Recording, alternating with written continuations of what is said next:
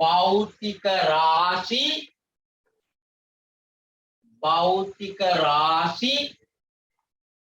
සමූහයක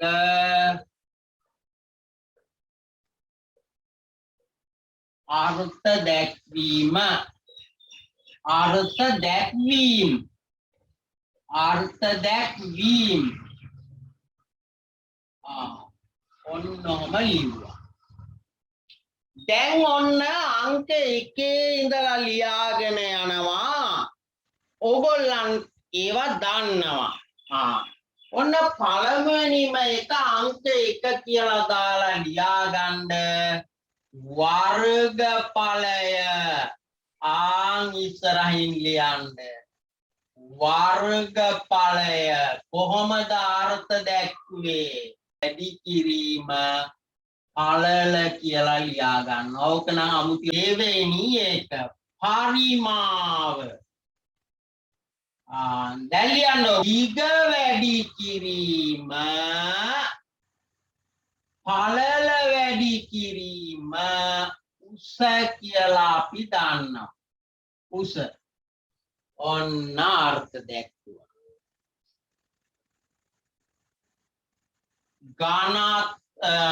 ඝනත්වය ඛණ්ඩය බෙදීම පරිමාව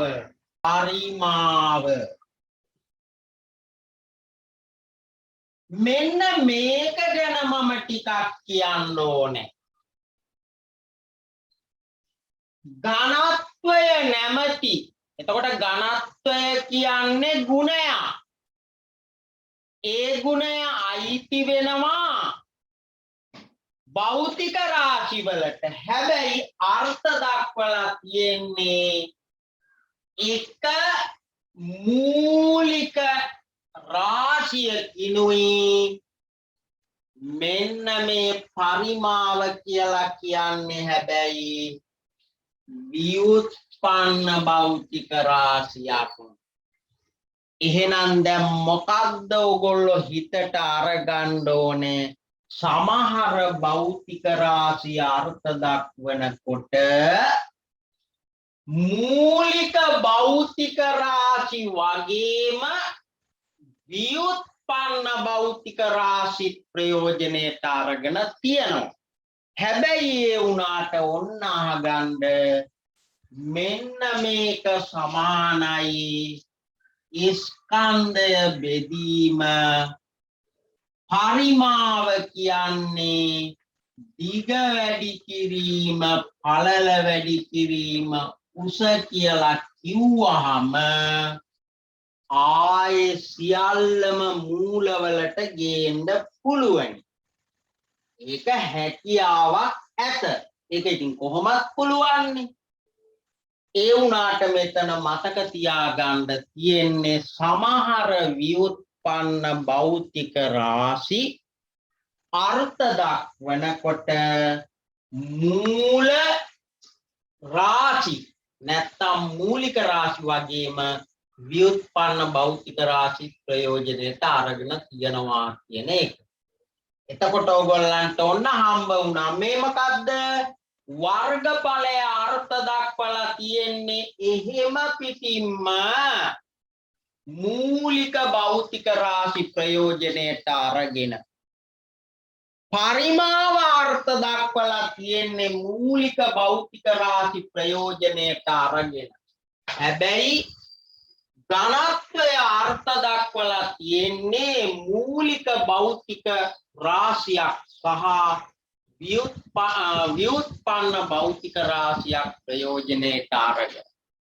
එහෙම වුණත් කෙලවරට ගියොත් එහෙම ඝනත්වය කියන එකත් සම්පූර්ණයෙන්ම මූලික භෞතික රාශි බවට පත් කරන්න පුළුවනි කියන එක මතක තියාගන්න. දැන් මෙතනින් ඔයගොල්ලන්ට කල්පනා වෙන්න පුළුවන් එහෙමනම් සමහර භෞතික රාශි අර්ථ දක්වලා ඇති ව්‍යුත්පන්න භෞතික රාශි වලින්මත් අර්ථ දක්වපුව ඇති නේද? මූලික භෞතික රාශි බවට පත් වෙන බව ඇත්ත කෙලවරට ගියාම. නමුත් ව්‍යුත්පන්න භෞතික රාශි වලින්ම බලමු හම්බ වෙයිද කියලා. හරි හම්බ වෙයිද මේවා කියලා මතක තියාගන්න. සමහර භෞතික රාශි අර්ථ දක්වා ඇත්තේ මූලික භෞතික රාශීම පමණක් උපයෝගී කරගෙන දැන් මෙතන හම්බ වුණා මූලික භෞතික රාශියක් සහ ව්‍යුත්පන්න භෞතික රාශියක් උපයෝගී කරගෙන අර්ථ දක්වන ලද රාශියක් ඒක ඝනත්වය. හරි මම ඔන්න නැවුව තමයි කල්පනා කරන්න ඕනේ. හරි මේක නැත්තම් ලියාගෙන ගියා මේකට එච්චර වෙලාවක් යනවා. ඒ වුණාට තර්කානුකූලව මේවා පිළිබඳව සොයා බලමින් ඉගෙන ගන්නවා කියන්නේ නෝකට. එහෙම නැතුව නිකන් ඔය නෝට් එක ලියාගෙන ගියාම අන්තිමට වෙන්නේ කල්පනා කිරීමේ හැකියාවක් නැතුව යනවා. හරි. හොඳයි මේ විස්තර කතා කරන්නේ බොහෝ වෙලාවට ඔයගොල්ලන්ට ඔය ඉගෙන ගන්න හැටි කියලා දෙන්න. අංක 4 මම මේ වෙලාවේ කියනවා වේගය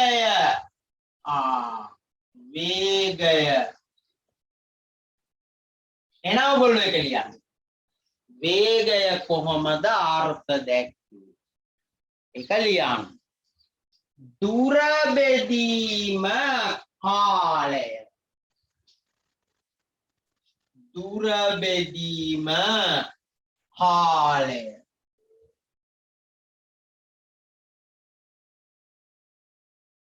ඊළඟට මම දෙනවා ත්වරණය. මේක එතකොට අර්ථ දක්වලා තියෙන්නේ සියල්ල මූල වලින්ද? ඔව්. දුර කියන්නේ මූලික භෞතික රාශියක්, කාලය කියන්නේ මූලික භෞතික රාශියක්.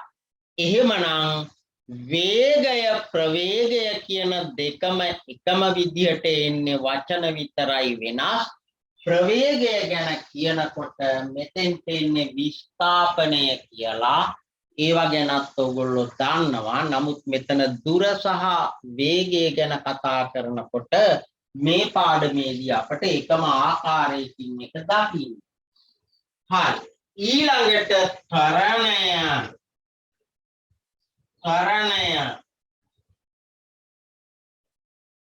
ආන්ලියන්ද අංක 5 ත්වරණය කොහොමද අර්ථ දැක්වේ?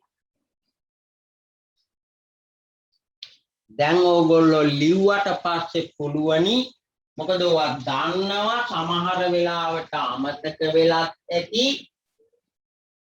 ඒ නිසා ඕගොල්ලෝ ලියලා දාන්න. ඊට පස්සේ මම කියද්දි බලන්න ගැළපෙනවද වැඩි කියලා. ත්වරණය කියලා කියන්නේ ලිව්වත් කමක් නෑ දැන්. ප්‍රවේගය බෙදීම කාලය. ඔකට ඉතින් කාලය කියලා කිව්වම ගත වූ කාලය කියලා කියනවා. බලය ගැන ලියන්න. බලය සමානයි. දැන් ඕගොල්ලන්ට අවස්ථාව. බලය සමානයි මොකක්ද කියලා ලියන්න අර්ථ දැක්වේ කොහොමද කියලා. ඔන්න බලන්නකෝ වේගය කියන එක අර්ථ දැක්ුවා මූලික එකයි. දෙකම මූලික. ත්වරණය අර්ථ දක්වපුවම මෙන්න මේ ප්‍රවේගය කියන එක ව්‍යුත්පන්න එකයි මූලික එකයි. මෙතෙන්ට බලන්නකෝ බලයට මූලික එකයි ව්‍යුත්පන්න එකයි. අර්ථ දක්වලා තියෙන හැටි. ඊළඟට මම දෙනවා පීඩනය. බලය බෙදීම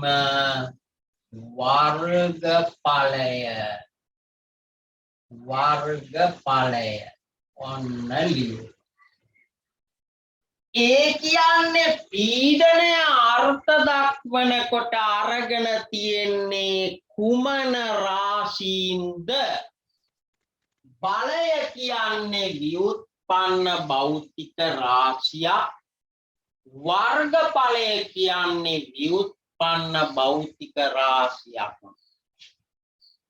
ආන්ගේ අනුව ව්‍යුත්පන්න භෞතික රාශි දෙකකින්ම අර්ථ දක්වලා තියෙන එකක් තමයි පීඩනය.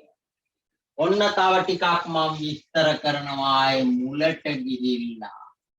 මූල ඒකක හතක් මූල රාශි හතක් තියෙනවා. මූලික භෞතික රාශි, මූල භෞතික රාශි, එහෙම කිව්වට කමක් නැහැ.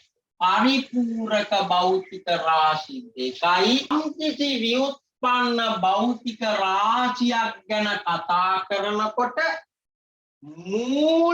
මූලික භෞතික රාශීන් වලින් අර්ථ දක්වලා තියෙන්න පුළුවනි. එහෙම නැත්නම් මේක ඇතුළෙම අර්ථ දක්වා ගන්න ඇති. එහෙමනේ. දැන් වේගය කියන එක නම් මූලික භෞතික රාශි දෙකකින්. ත්වරණය කියන එක මෙතනින් එකක් අරගෙන මෙතනින් එකක් අරගෙන තමයි අර්ථ දක්වලා තියෙන්නේ. දැන් බලන්න පීඩනය කියනකොට මේ ඇතුළෙම අර්ථ දක්වලා තියෙන්නේ. ව්‍යුත්පන්න එක ඇතුළෙම ව්‍යුත්පන්න දෙන්නේ අරගෙන තමයි අර්ථ දක්වලා තියෙන්නේ. මූලික ඒවාම අරගෙන අර්ථ දක්වලා තියෙනවා. මූලික ඒවයි ව්‍යුත්පන්න ඒවයි අරගෙන අර්ථ දක්වලා තියෙනවා. ව්‍යුත්පන්න ඒවම අරගෙන අර්ථ දක්වලා තියෙනවා. මම මේ වෙලාවේ දෙනවා කාර්යය කියන එක. කාර්යය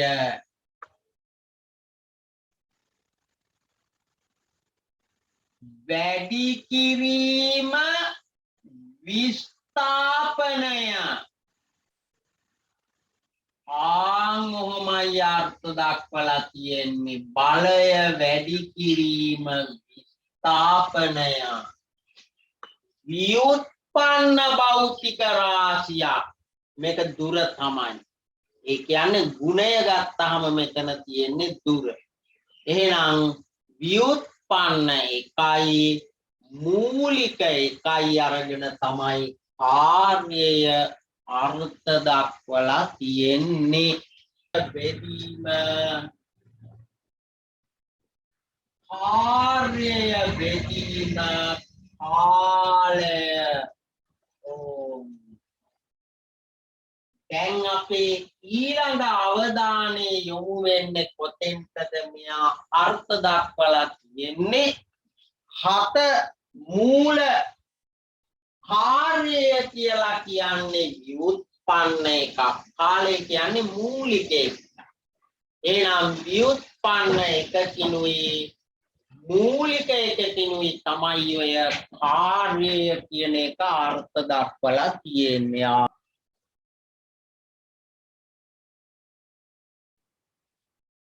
දැන් කාර්යක්ෂමතාවය.